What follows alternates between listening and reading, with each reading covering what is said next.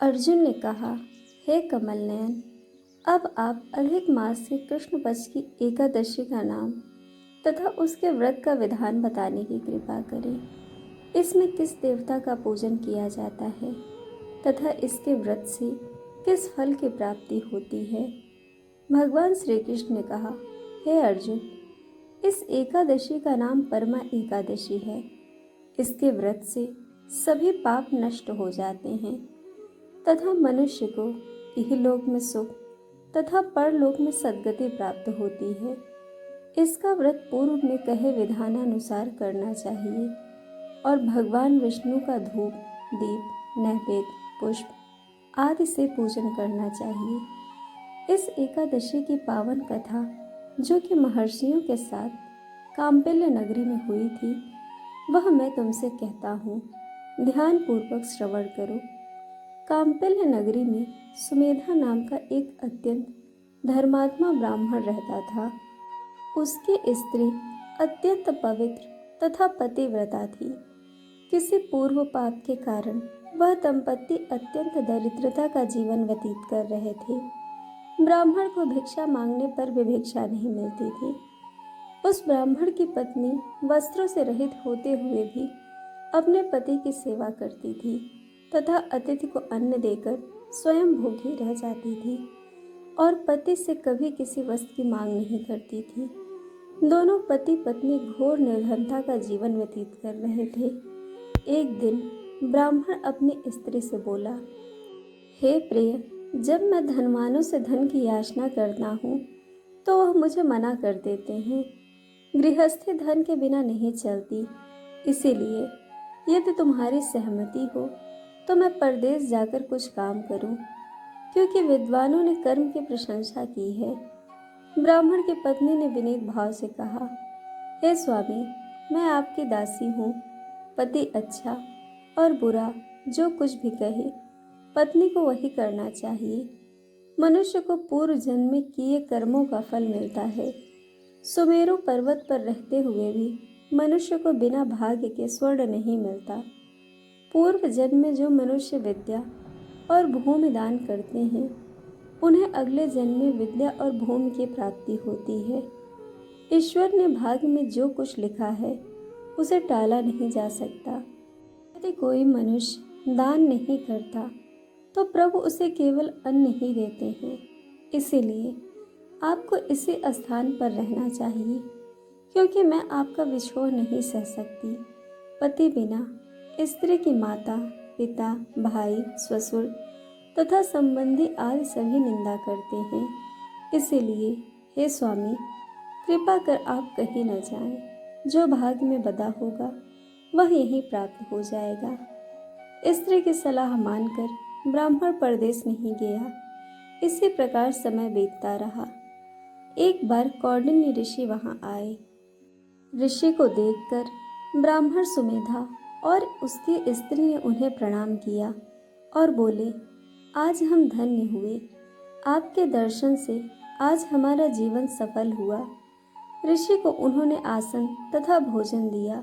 भोजन देने के बाद पतिव्रता ब्राह्मणी ने कहा, हे ऋषिवर, कृपा कर आप मुझे दरिद्रता का नाश करने की विधि बतलाइए।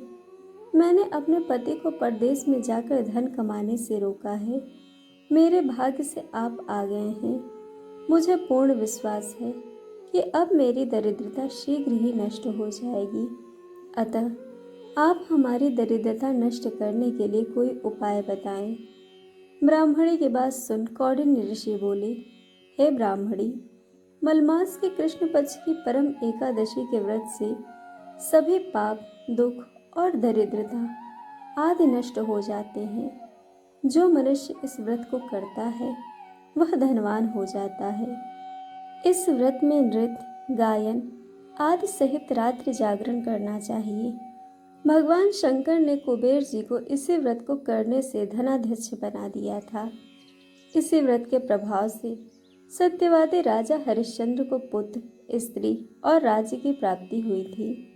तदुपरांत कौंडिन्य ऋषि ने उन्हें एकादशी के व्रत का समस्त विधान कह सुनाया। ऋषि ने कहा, हे ब्राह्मणी, पंचरात्रि व्रत इससे भी ज्यादा उत्तम है। परम एकादशी के दिन प्रातःकाल नित्य कर्म से निवृत्त होकर विधान पूर्वक पंचरात्रि व्रत आरंभ करना चाहिए। जो मनुष्य 5 दिन तक निर्जल व्रत करते हैं वे अपने माता पिता और स्त्री सहित स्वर्ग लोक को जाते हैं। जो मनुष्य 5 दिन तक संध्या को भोजन करते हैं वे स्वर्ग को जाते हैं। जो मनुष्य स्नान करके 5 दिन तक ब्राह्मणों को भोजन कराते हैं वे समस्त संसार को भोजन कराने का फल पाते हैं। जो मनुष्य इस व्रत में अश्वदान करते हैं उन्हें तीनों लोकों को दान करने का फल मिलता है। जो मनुष्य उत्तम ब्राह्मण को तिल दान करते हैं वे तिल की संख्या के बराबर वर्षों तक विष्णु लोक में वास करते हैं। जो मनुष्य घी का पात्र दान करते हैं वह सूर्य लोक को जाते हैं। जो मनुष्य 5 दिन तक ब्रह्मचर्य पूर्वक रहते हैं वे देवांगनाओं के साथ स्वर्ग को जाते हैं।